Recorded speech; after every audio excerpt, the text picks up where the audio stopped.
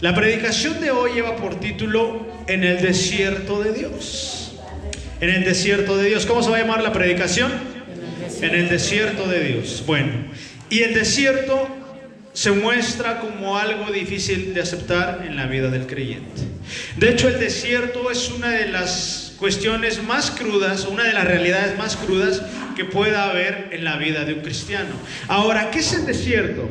El desierto se da a entender como problemas, dificultades, algún momento de enfermedad, la pérdida de un trabajo, de un ser querido, que se te perdió el dinero del pasaje y entras en ese desierto de que si no llegas temprano te van a correr. No sé, hay muchos desiertos. Pero el desierto que hoy Dios te va a dar es completamente diferente a lo que te han dicho. Cuando alguien te dice, híjole, ¿qué crees que estoy pasando por un desierto? En automático dices, híjole, el hermano tiene un problema fuerte.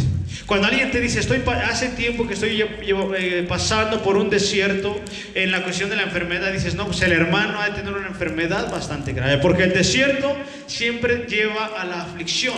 El desierto siempre nos va a llevar al quebrantamiento. El desierto siempre nos va a llevar a la confrontación. El desierto siempre nos va a llevar, incluso en muchas ocasiones, a sentirnos en completa soledad. Y ahora quiero que levante su mano aquel que ha estado en un desierto como el que les acabo de decir. A ver, levante su mano. ¿Quién dice, yo he pasado por muchos desiertos? Es más, ya hasta me hice una casa ahí porque de ahí no salgo. Todos en algún momento nos sentimos así. Y nos sentimos como Abraham en las tiendas. Si se dan cuenta, Abraham tenía mucho dinero, pero no tenía un Oxxo cerquita de él para comprar un refresco. Imagínate, ahorita dicen el ventilador, ahí está, gloria a Dios, el ventilador. Pero imagínense vivir en el desierto, donde no hay sombra, donde no hay en ocasiones agua, es bastante complicado. Incluso el salmista dice, y hace el Señor, inspirado por el Espíritu Santo, escribe un salmo que dice que hay un siervo que brama por las aguas. Hay un siervo que corre por el desierto desesperado, buscando agua que beber porque siente que se muere de sed. Y así en muchas ocasiones es la vida de ustedes, de nosotros, como seguidores, como cristianos, como seguidores de Jesús. ¿Sale?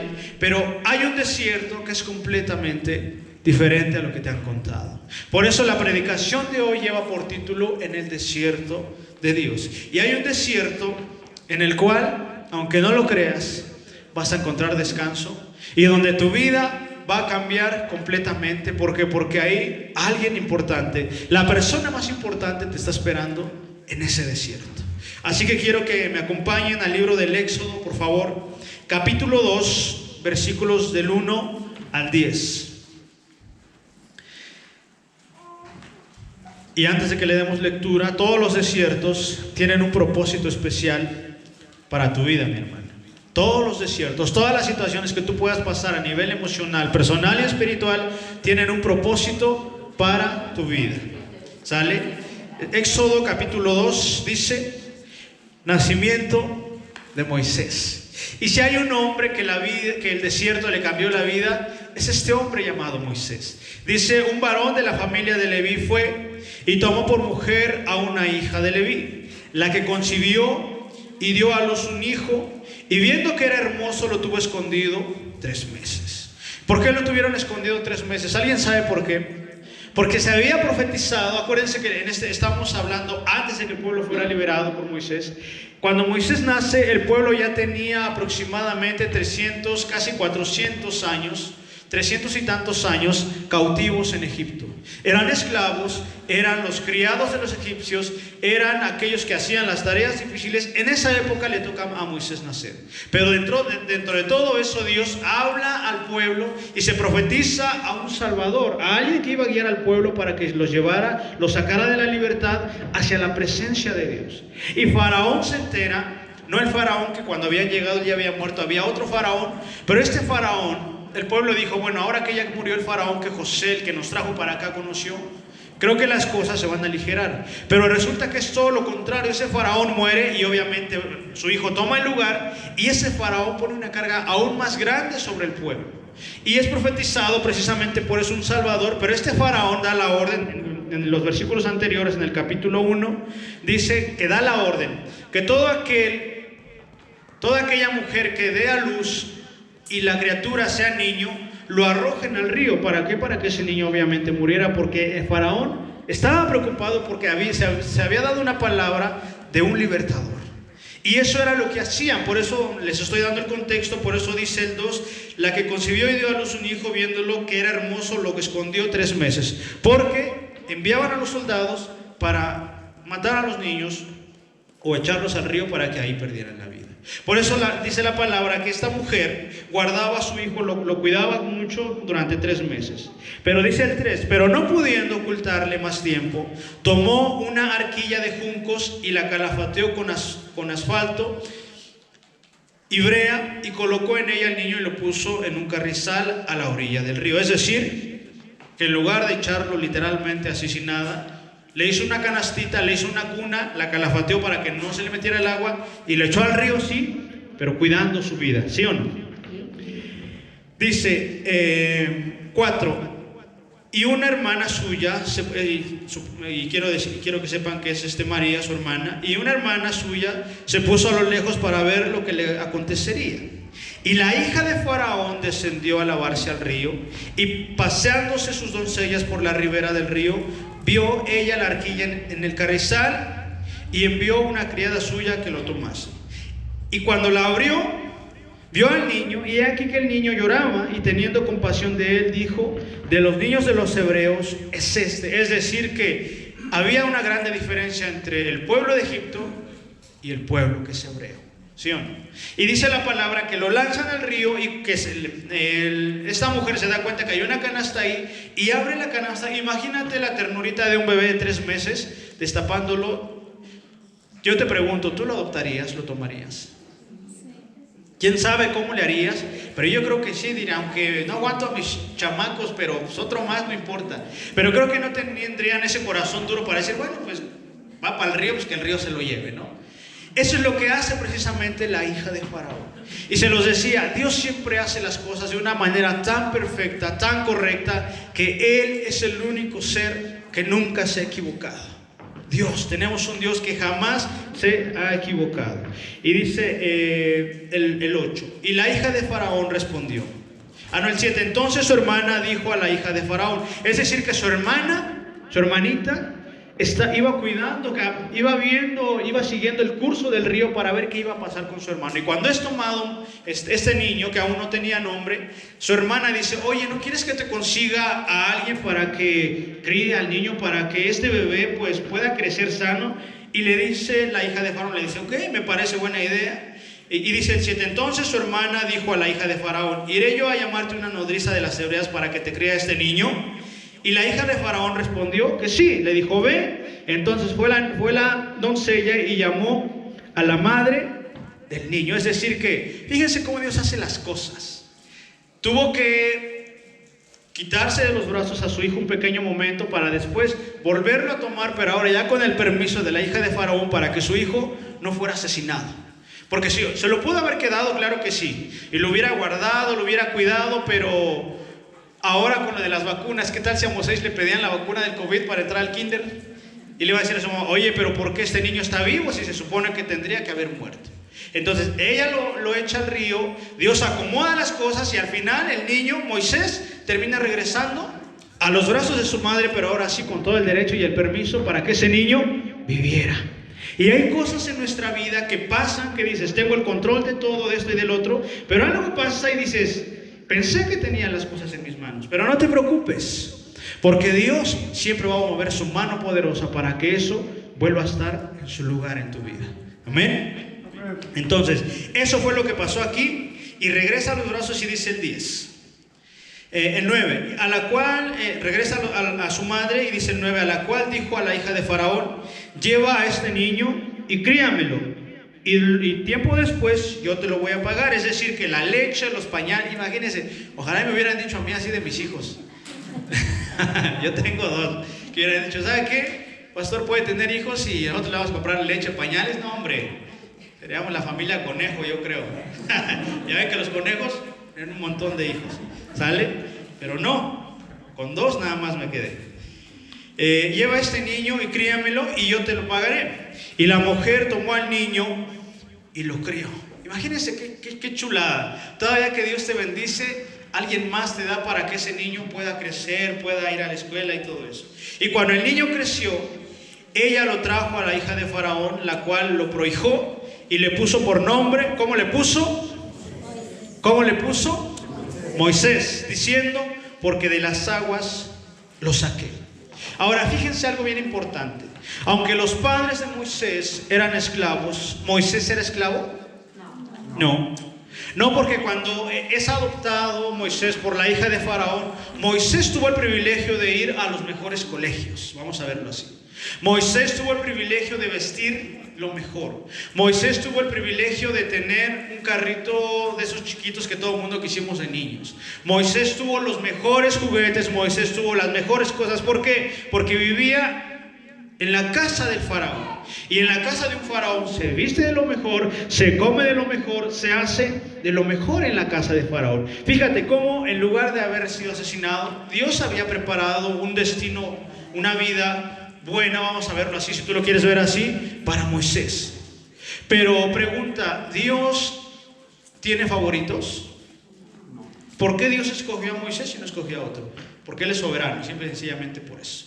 Pero la voluntad de Dios no era que Moisés viviera una vida fifí, como decimos aquí en México, una vida popis. No, sino que la voluntad de Dios era que Moisés se preparara, que Moisés conociera la cultura de los egipcios, que Moisés se empapara de esa cultura para que él supiera después cómo manejar, cómo acercarse para hablar ante un faraón. Él no sabía todo eso. Hoy tú y yo lo sabemos porque la historia está narrada en la escritura. Pero así es tu vida también en las manos de Dios. No sabes por qué Dios te está llevando a este lado, no sabes por qué Dios te está llevando a otro lado, no sabes por qué Dios corta incluso en ocasiones con muchas cuestiones o relaciones, pero al final, después de que pasa el tiempo, dices, bueno, entonces ya entendí por qué me pasó esto.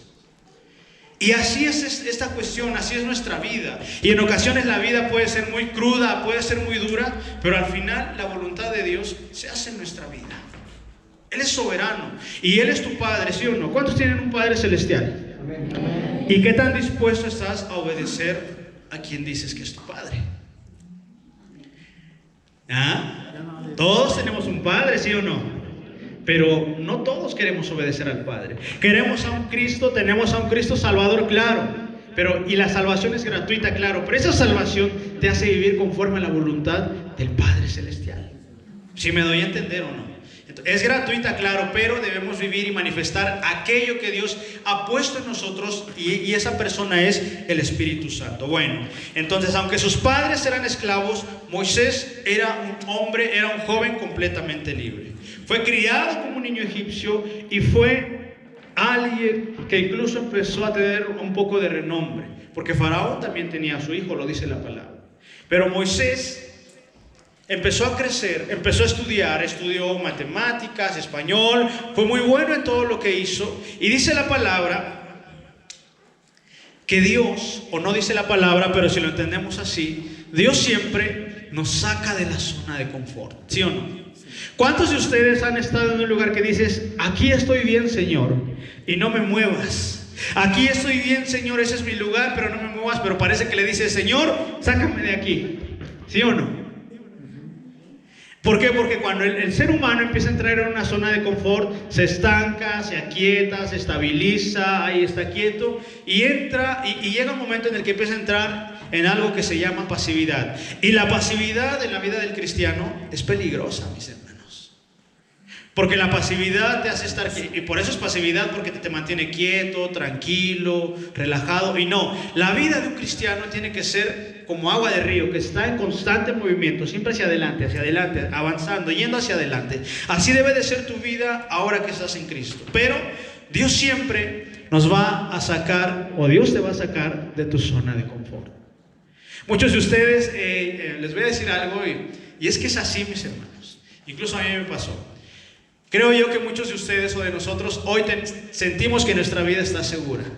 Pero no te confíes. Y no es porque yo te quiera espantar, pero Dios te quiere ver crecer. Dios te quiere ver como un hombre victorioso y como una mujer victoriosa. Pero para eso tienes que pelear. Dios tiene que sacarte de tu zona de confort para que vayas, si tú lo quieres ver así, a un escalón más arriba, a un nivel más. ¿Sale? Entonces, Después de que Moisés estuvo ahí, ¿saben cuánto tiempo estuvo Moisés en Egipto? Viviendo bien tranquilo. 40 años. 40 años. Y cuando Moisés cumple 40 años, vamos a especular un poco, le hicieron su fiesta a Moisés. Moisés estaba tranquilo, estaba feliz. Hubieron payasos en su fiesta de 40 años, hubo de todo, ¿no? Pero algo Dios tuvo que hacer en la vida de Moisés para que él pudiera cumplir su propósito. Y muchos de nosotros creemos que venimos a la tierra porque mamá y papá se casaron, se juntaron, se enamoraron y nosotros llegamos a la vida de ellos y ahí estamos. Pero no, dice la palabra que cuando Abigail nació, no fue por voluntad de hombre o de mujer, sino porque Dios tiene algo trazado para su niña. Porque Dios tiene algo trazado para Mau. Porque Dios tiene algo trazado para la vida de cada uno de ustedes. Solamente que en ocasiones no lo sabemos, o no ponemos atención, o no queremos escuchar. Pero Dios de igual manera tenía algo preparado para Moisés, pero ya no en el palacio, ya no en las salas enormes, ya no ahí en su cuarto para él solo. Imagínate, ¿qué harías tú que todo esto que es la iglesia, el lugar, fuera tu recámara? Hombre, yo me hago una cama así de grande para darme de vueltas y dormir tranquilo sin nada. Así era la vida de Moisés. Exactamente, muy cómoda. Pero Dios no tenía algo preparado ahí. Dios tenía algo preparado, algo sobrenatural, algo que sus ojos nunca habían visto, pero ¿saben dónde? En el desierto. Perdóname, ya la espanté. En el desierto, mis hermanos. Como Dios, siempre se lo vuelvo a repetir, te sientes seguro, te sientes tranquila, tienes estabilidad emocional, estás bien y todo, pero Dios no te quiere ver ahí. Dios te quiere ver aún mejor todavía. Pero para eso Dios te va a decir, a ver, te voy a quitar esto y esto y esto para que vayas allá donde yo te voy a llevar. Así va a ser tu vida. Y esto mismo iba a pasar con Moisés, ya no en el palacio, ya no en la comodidad de su hogar, ya no en la comodidad de su casa, sino ahora en el desierto. Dice el versículo 11. Vamos al versículo 11. Dice, en aquellos días sucedió que crecido ya Moisés salió a sus hermanos, ya tenía 40 años, y los vio en sus duras tareas y observó a un egipcio que golpeaba a uno de los hebreos, sus hermanos. O sea que Moisés sabía de dónde Dios lo había sacado, ¿sí o no? Moisés tenía conocimiento de que él no era egipcio, porque se veía en su semblante. Y quiero imaginarme que en algún momento la hija de Faraón le pudo haber dicho, oye, ¿qué crees? Que la situación fue así, pero para que no te quitaran la vida, yo te adopté, pero tu mamá es ella y tus hermanos son ellos, pero yo también soy como tu madre. Quiero suponer que le decía eso. Y Moisés, por eso es que sabía que los que estaban afuera siendo esclavizados eran su sangre, eran sus hermanos. Ahora, ¿a qué voy con esto? Muchos de nosotros llegamos a Cristo con muchas necesidades, pero luego se nos olvida de dónde Dios nos sacó. Y algo bien importante, mi querido hermano y mi querida hermana, es que nunca de los nunca debes olvidar, pase lo que pase, nunca olvides de dónde Dios te ha sacado. Incluso Dios se lo dice a algunos de sus siervos, que le dice, no te olvides de dónde Dios te ha sacado. Acuérdate cuál era tu condición y hoy que eres en Cristo o quién eres en Cristo, pero nunca de los nunca olvides quién eres. Entonces miró a todas partes y viendo que nadie parecía, ¿qué fue lo que hizo Moisés? Era un hombre lleno de sabiduría, de conocimiento, de entendimiento. Era una de las personas más hábiles dentro de Egipto, pero ¿qué hizo? Habló y ejerció política con este hombre. No, dice la palabra que mató al egipcio y lo escondió en la arena. Es decir, que lo mató, todavía fue por su pala, escarbó, lo enterró, le puso una plantita arriba y dijo, aquí no pasó nada. Eso fue lo que hizo Moisés. Y quiero imaginarme en muchas ocasiones, y lo hemos visto muchas veces, cómo la vida que tiene una buena estabilidad, hemos visto cómo la gente que tiene un buen trabajo de la nada echa a perder su vida por este tipo de cuestiones, ¿sí o no? Dices, híjole, pero si estaba bien, tenía un excelente trabajo, ¿por qué le quitó la vida? ¿Por qué golpeó a su esposa? ¿Por qué se da el caso? ¿Por qué mató a sus hijos? ¿Por qué hizo esto? ¿Por qué hizo el otro? ¿Por qué se quitó la vida si tenía una vida buena? Bueno, eso lo vemos por fuera, pero lo dice la palabra, engañoso es el corazón del hombre. ¿Quién lo conocerá? Solamente Dios, que tiene ese poder y esa autoridad para conocer el corazón, la intimidad del corazón de cada persona. Es decir, dice el 13, al día siguiente pasa todo eso, Moisés se enoja, se levanta en ira y defiende a sus hermanos, y dice el 13, al día siguiente salió y vio a 2 hebreos que reñían. Es decir, que ahora ya no era egipcio y hebreo, sino que eran 2 hebreos. Entonces dijo al que maltrataba al otro: ¿por qué golpeas a tu prójimo? Y fíjense cómo dice el 14. Aquí es donde empieza el meollo del asunto. Y él respondió, el que le cuestionó: ¿quién te ha puesto a ti por príncipe y juez sobre nosotros? Esto era una señal, esto era un guiño que Dios le estaba haciendo a Moisés, porque realmente Dios sí lo iba a poner como príncipe sobre el pueblo. Estaban peleando los dos, y Moisés le dice: oigan muchachos, ¿por qué están peleando? Tranquilos, acuérdense que todos somos hebreos, todos somos hermanos, y gloria a Dios, aleluya. Y le dice uno de ellos: ¿y tú quién eres? ¿No? Si eres Moisés, sabemos quién eres, pero ¿quién te ha dado autoridad? ¿Quién te da el privilegio de ponerte por encima de nosotros? ¿O acaso ahorita que yo te estoy cuestionando, me vas a matar como ayer lo hiciste con el egipcio? ¿Qué es lo que pasó con Moisés? Y creo yo que no hay nada más fuerte que te sorprendan en aquello que has tratado de ocultar. Y creo que a todos nos ha pasado, no con ustedes, no conmigo, sino con Dios, que nos observa todo el tiempo. Por más que nos tratamos de esconder, hay algo que nos hace notar que Dios nos está viendo, y dices: por más que me quiero esconder, creo que entre más me quiero esconder, más me presento delante de Dios. Esto es lo que pasa, algo semejante pasa con Moisés, y esto era una señal de lo que Dios iba a hacer en la vida de Moisés, solo que él no lo sabía. Ni por aquí le pasaba a Moisés. ¿Moisés se sentía seguro en el palacio? Claro que sí, porque se subía a su camello, se subía a su caballo, se subía a su carro, iba a la azotea. Si Moisés quería, trabajaba, si no, no. Y la verdad es que tenía una vida muy buena. A él no le preocupaba nada. Pero Dios tenía que sacarlo de ese lugar para cumplir el propósito. Y no era un pequeño propósito, era un propósito grande en el cual tenía que liderar, no a miles, sino a millones de gentes, sacarlas de la esclavitud para ahora enseñarles a vivir desde cero, pero en el desierto. Era una tarea bastante complicada. Entonces, ¿piensas matarme como mataste al egipcio? Entonces Moisés, ¿qué dice? Tuvo miedo y dijo: ciertamente esto ha sido descubierto. Y el miedo siempre va a ser algo en la vida de nosotros. El miedo siempre nos va a hacer correr, va a hacer que tratemos de escondernos, y va a generar vergüenza, o nos va a interesar el qué dirán por aquello que yo hice mal. Eso es lo que genera el miedo en la vida del ser humano. Y aquí la vida de Moisés cambia de rumbo de una manera drástica.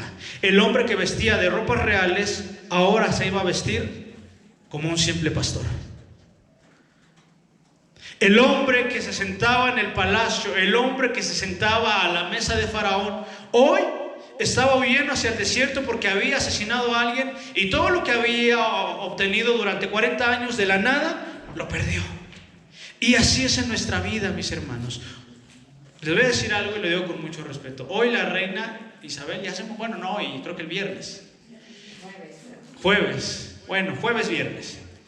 Y estuve escuchando una noticia y tenía como 7 palacios.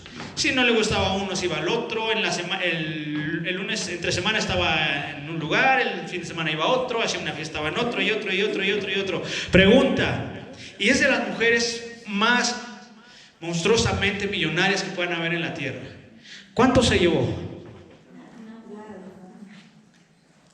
Así de fácil se pierden los bienes en esta vida, mis hermanos. Pero es algo que nos roba la paz, es algo que decimos: es que tengo que tener más y más y más y más. Pero el día que te vayas, mi hermano, si te compran zapatos y un traje nuevo, te rayaste, porque si no te van a poner el que nunca te pusiste y ahí te van a echar. Y al final todo eso se va a quedar ahí. Y lo dice la palabra, porque este es el final de todos los seres humanos. Hoy crecen, hoy nacen, obtienen, tienen a su familia y se despiden como todos los demás, sea quien sea, mis hermanos. Y Moisés acababa de perder aquello que había trabajado, aquellos títulos que había obtenido en la Universidad de Harvard, ahí en Egipto. Todo eso lo perdió en un instante. Todo eso que causa orgullo, que causa placer, que causa ego, que causa vanidad en el corazón del hombre, este hombre lo perdió en un momento nada más.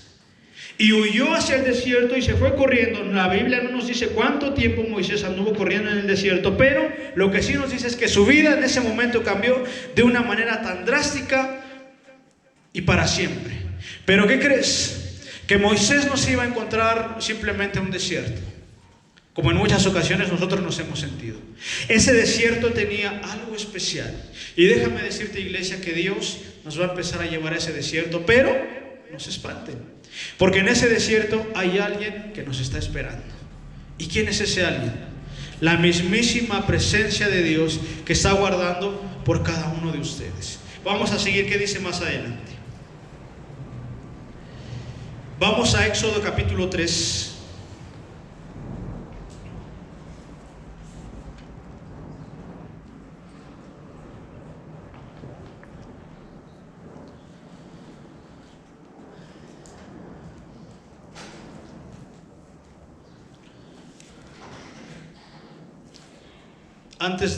En el capítulo 3, pero dice el 15 del 2: oyendo Faraón acerca de este hecho, procuró matar a Moisés, pero Moisés huyó delante de Faraón y habitó en la tierra de Madián. Y Madián era un pueblo que estaba no cerca, pero tampoco no lejos de Egipto. Y ahí es donde Moisés empieza a hacer su vida otra vez desde cero. Ahí ya no habían oficinas donde él podía trabajar, ni tiendita de la esquina había para Moisés donde él pudiera trabajar. No había absolutamente nada. Pero dice la palabra que Dios lo lleva a ese lugar. Y ahí en ese lugar conoce a una mujer llamada Séfora. Él se casa con ella, hace su vida, empieza a trabajar en el desierto. No me imagino qué pudo haber hecho en el desierto para trabajar, pero el punto es que se casó, ¿no? Y en ese matrimonio Dios le da la bendición y tiene dos hijos, uno llamado Gersón, que significa forastero, y Eliezer. Tiene dos hijos, pero eso no era por lo que Dios lo había sacado, porque sería un poquito incongruente que Dios lo sacara de su comodidad para llevarlo al desierto para casarse. No, eso no era lo que, bueno, sí era parte de él, pero mayormente era que Dios tenía algo preparado para Moisés en el desierto, donde las cosas sobrenaturales, en el desierto de Dios pasan cosas sobrenaturales, pero completamente maravillosas, mis hermanos. Hay cosas que ustedes y yo desconocemos de Dios, pero hoy que vamos a empezar a entrar en nuestra vida en el desierto de Dios, vamos a empezar a ver la mano sobrenatural de Dios en nuestra vida, porque no es pequeña cosa lo que Moisés iba a ver. Dice el 3: apacentando Moisés las ovejas de Yetro, ese era su trabajo, cuidar a las ovejas. Yetro era su suegro, sacerdote de Madián, llevó las ovejas a través del desierto y llegó hasta Horeb, y Horeb significa monte de Dios. Fíjense qué dice la palabra. Después de haber tenido a sus hijos, un día Moisés siente curiosidad por ir aún más allá y conocer qué hay más allá de donde él había acostumbrado a llegar, llevándose a las ovejas. Lleva las ovejas, es decir, que Moisés era pastor de ovejas, era el encargado de cuidar el rebaño de su suegro, y en una ocasión se los lleva, pero por ahí ve que hay un monte bonito. Y Moisés siente la curiosidad y dice: bueno, hoy voy a ir un poquito más lejos, traigo un buen lonche, traigo agua, traigo mi coca bien fría, entonces pues creo que sí me alcanza para ir y regresar, ¿no? Se va Moisés, y siempre la palabra de Dios cuando habla de esta parte dice: llevó a las ovejas a través del desierto y llegó hasta Horeb, monte de Dios. Cuando la palabra de Dios nos habla de monte, nos está diciendo una cosa. Cuando la palabra de Dios habla de subir al monte o habla de un monte, hace alusión a un encuentro con la presencia de Dios. Y esto era lo que Moisés estaba a punto de conocer. Dice el 2: y se le apareció el ángel de Jehová en una llama de fuego en medio de una zarza, y él miró y vio que la zarza ardía en fuego y la zarza no se consumía. Ahora, permítanme explicarles el versículo 2. El ángel de Jehová era una manifestación visible de la presencia de Dios.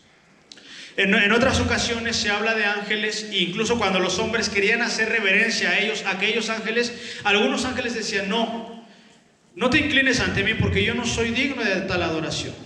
Pero te das cuenta que en esta cuestión hay algo especial, hay algo completamente diferente en este ángel. Posiblemente, los teólogos afirman esto, que posiblemente era el mismo Cristo preencarnado, manifestándose de una manera completamente diferente a como lo conocemos o como lo conoceríamos en el Nuevo Testamento. ¿Sale? Acuérdense que en el Antiguo Testamento era la sombra y en el Nuevo ya es la manifestación de una forma ya bajo la luz. ¿Sale? Entonces dice la palabra que ardía en fuego. ¿Y qué significa este fuego? También la palabra de Dios nos enseña que delante de Dios hay ángeles y que por causa de la gloria de Dios estos ángeles arden en fuego. Pero este es un fuego completamente especial, no como el que usas para cocinar los frijoles, el pollo, no, es completamente diferente. Este fuego no consume, este fuego solamente arde y se aviva la llama, pero no consume a aquel que está en medio. ¿Sale? Entonces, ¿qué nos hace alusión a esto? Que era Dios mismo hablando, manifestándose a la vida de Moisés. Dice el 3, entonces Moisés dijo, sintió curiosidad, dice, iré yo ahora y veré esta gran división. ¿Por qué causa la zarza no se quema?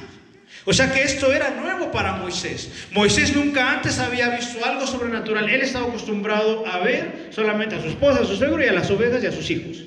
Nunca antes había visto que hubiera fuego en el desierto, pero no solamente fuego, sino que este fuego no se apagara y que no hubiera nadie que hubiera iniciado el fuego y que aparte estuviera una zarza. Y las zarzas, ¿saben cómo son las zarzas, mis hermanos? Las zarzas son una rama, y mayormente en el desierto, muy secas, que tiene espinas. Y algo que está muy seco, si metes un palo seco a la leña, se quema, se consume rapidísimo. Y eso era lo que decía Moisés. ¿Por qué causa el fuego no se apaga si la vara es muy delgada y en lugar de apagarse la llama se hace más grande? Y aparte hay alguien que me está llamando desde ahí, y es Dios que siempre te está llamando hacia su presencia, y mayormente el día de hoy. Y dice, fíjense, Moisés estaba sorprendido porque no era normal. Y yo creo que si te llega a pasar a ti esta visión, digo, es que nuestra cultura nos da para muchas cosas, ¿no? Y si tú vieras esta visión, lo primero que dirías es que pues a lo mejor es una bruja, porque así nos enseña la cultura del mexicano. Es que si nosotros vemos aquí en el cerro que hay una bola de fuego, ¿qué es? Porque en México así nos han enseñado, ¿no? Y yo creo que no sales, ¿no? Y te encierras y haces hasta lo que sea, y cierras tus ventanas y lo que sea, y lo que sea. Pero gloria a Dios, porque Moisés no era mexicano, sino ha dicho, no, ahí hay brujas, ya no voy a regresar, ¿no? Moisés le pasa completamente diferente, y él siente esa curiosidad de decir, hay algo extraño, hay algo diferente en esta llama. Y Moisés va, se adentra, y Moisés se atreve a ir, y dice el 4, viendo Jehová que él iba a ver, lo llamó Dios de en medio de la zarza y le dijo, Moisés, Moisés. Y él respondió, ¿cómo respondió? Heme aquí, heme aquí. Y heme aquí hace alusión a una persona que habla o que responde con mucho respeto a aquella que está haciendo el llamado. Heme aquí significa, Señor, aquí estoy, ¿qué es lo que quieres que haga por ti? Heme aquí significa, Señor, estoy a tu disposición. Heme aquí significa, Señor, voy a obedecer lo que tú me digas, lo que tú me mandes. Y esa fue la respuesta de Moisés. Y Moisés responde de esta manera reverente, y dice el 5, y dijo Dios, no te acerques, quita tu calzado de tus pies, porque el lugar en el que tú estás, tierra santa es. Les voy a decir algo. La gente te podrá ver como un hombre y una mujer normal. Para la gente tú podrás ser un hombre con un carácter fuerte, una mujer con carácter fuerte, pero para Dios eres algo especial. ¿Sabes por qué? Porque cuando Moisés sube al monte Horeb, que significa monte de Dios, era un simple monte. Pero siempre donde la presencia de Dios se establece, deja de ser un lugar simple. Por eso es que Dios le dice, Moisés, antes de que sigas adelantándote, antes de que sigas caminando, primero quita el calzado de tus pies, porque el lugar que estás pisando ya no es simple y sencillamente el monte Horeb. Ahora estás delante de mi presencia. ¿Y por qué no, mis hermanos?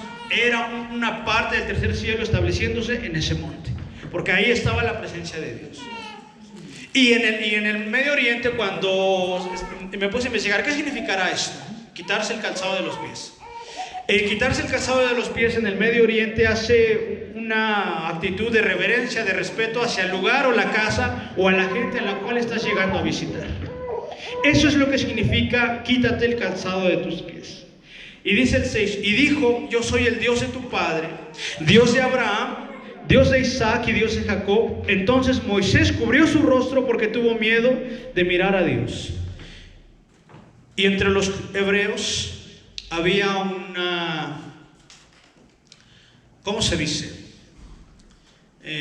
Había algunas palabras entre ellos y se decía que si en algún momento Dios visitaba tu vida, tenías que tener mucho cuidado de no mirarlo, porque todo aquel que ha mirado a Dios, ¿qué ha pasado con él?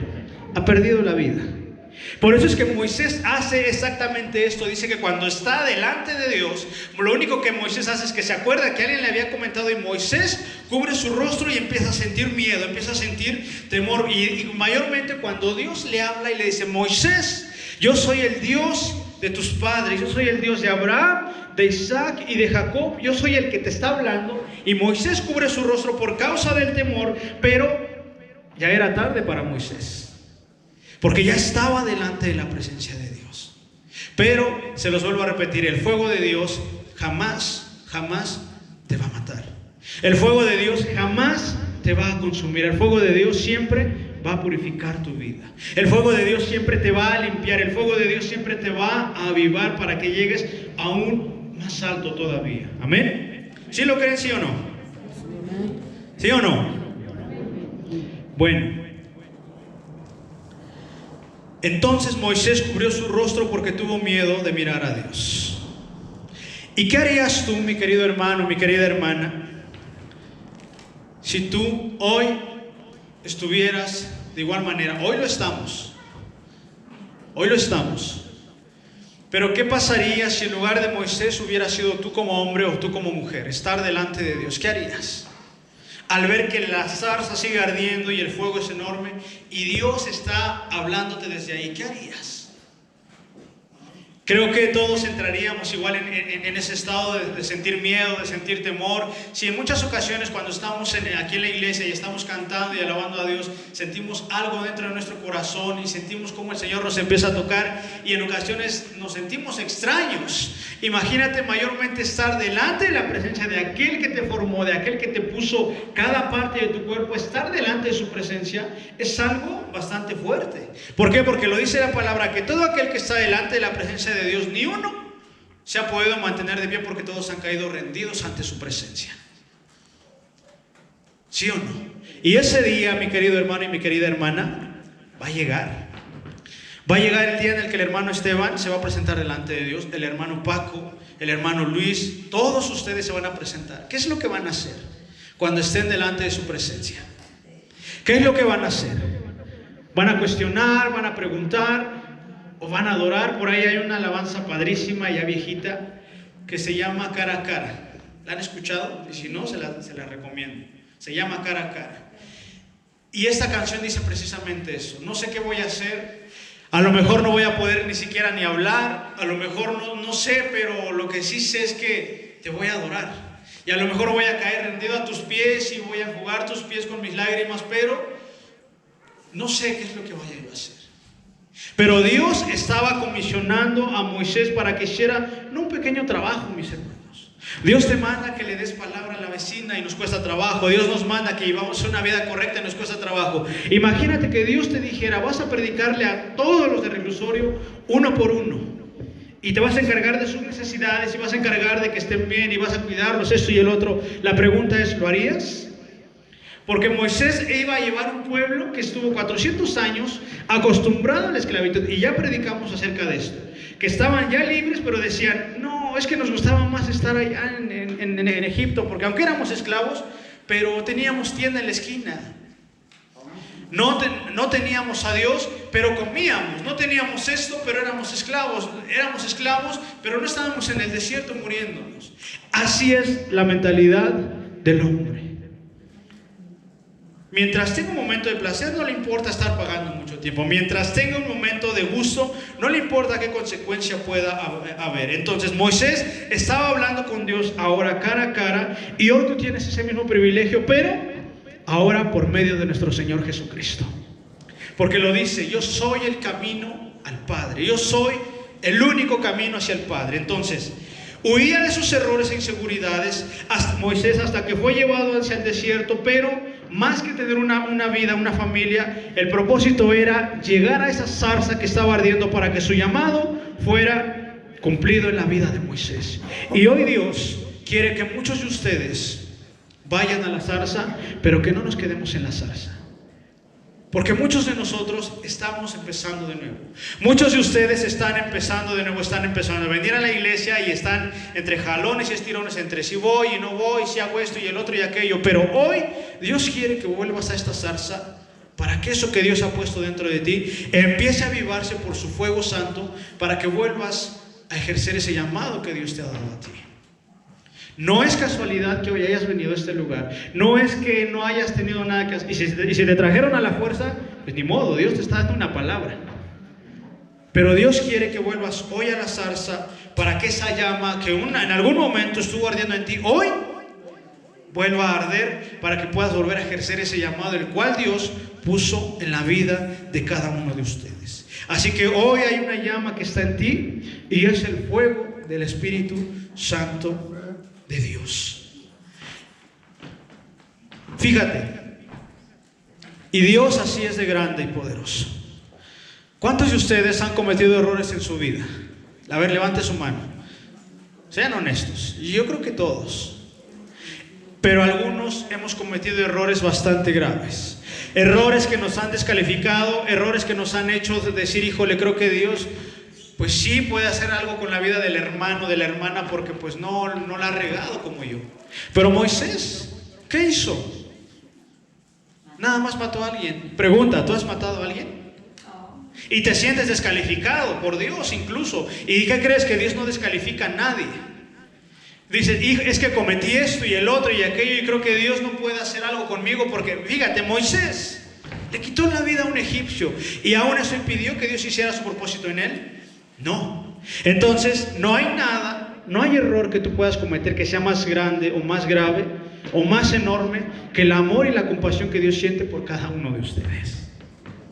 Y podemos ver muchas cosas en la vida de Moisés. Después de que Moisés está ahí en la zarza, el Señor lo comisiona y le pone una tarea bastante difícil, y Moisés tenía un problema todavía. Y tenía un problema, y todos los predicadores nos lo han dicho. ¿Cuál era su problema? Le dice, Señor, está bien, voy a ir, pero, ¿qué crees? Te tengo un problema. ¿Y cuál era el problema? Que era tartamudo, exactamente. Era tartamudo. Pero su trabajo era hablar. Entonces, Dios se equivocó. Dios no sabía que Moisés tenía un problema del habla. Dios no sabía que Moisés tartamudeaba. Dios no sabía eso. Claro que Dios sabía eso. Pero por eso dice la palabra que de lo vil y menospreciado escoge Dios para avergonzar a los sabios de este mundo. Porque Dios no escogió a alguien que tuviera 1000 teologías y me escogió a mí que no tengo ni uno. ¿Por qué? ¿O por qué Dios no trae, no sé, a Juan Carlos Alvarado y trae al hermano Paco?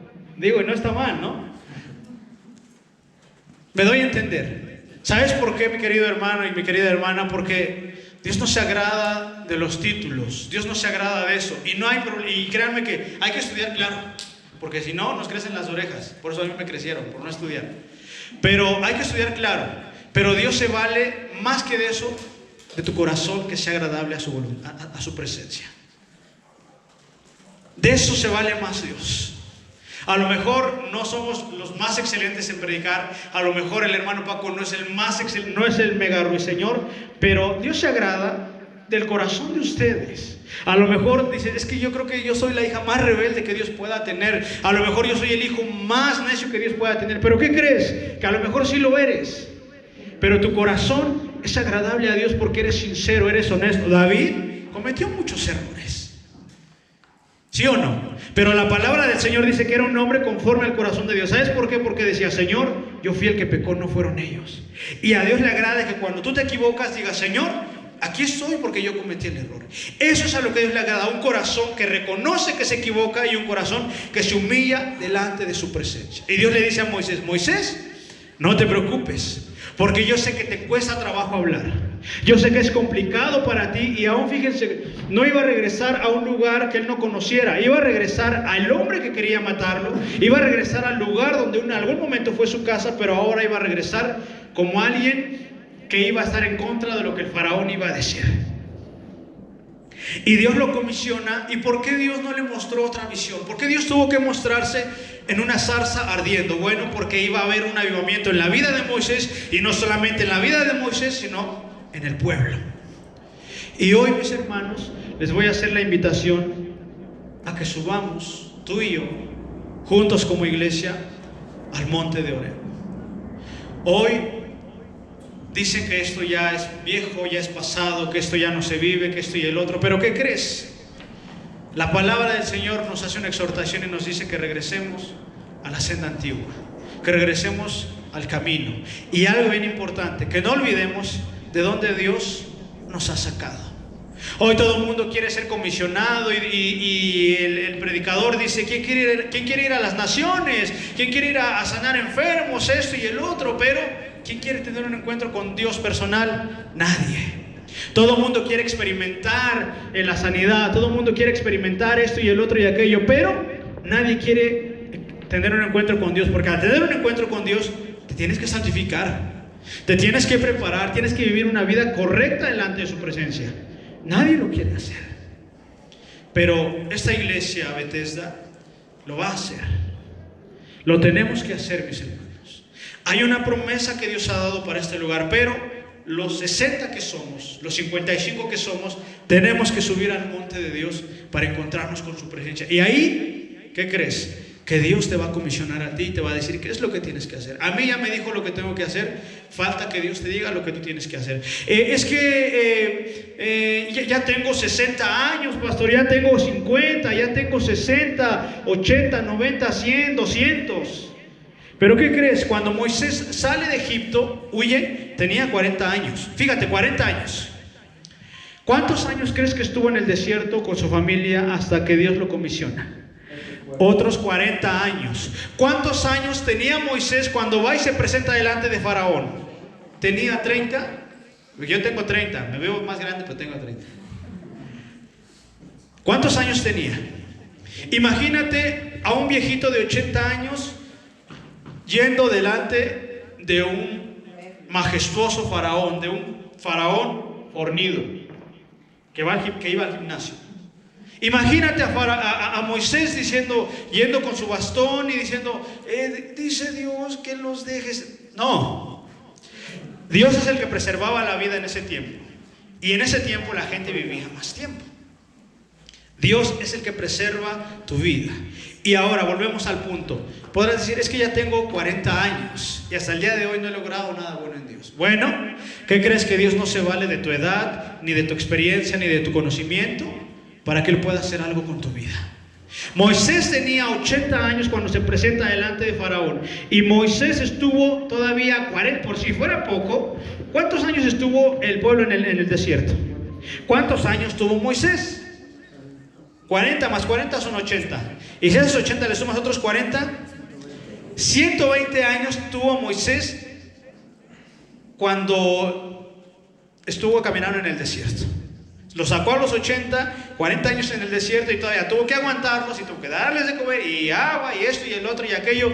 Y si ustedes, hermanos, no me aguantan 40 minutos, imagínense que me tuvieran que aguantar 40 años.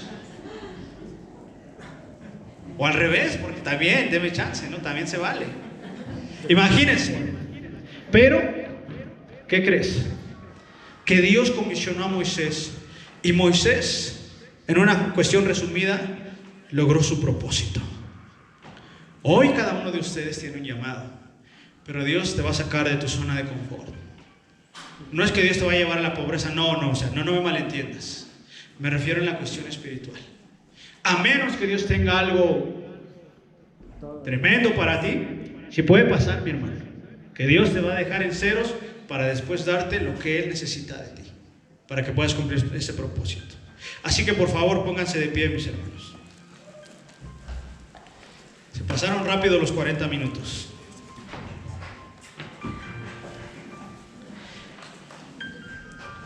A partir de ese momento, ¿qué fue lo que pasó con Moisés?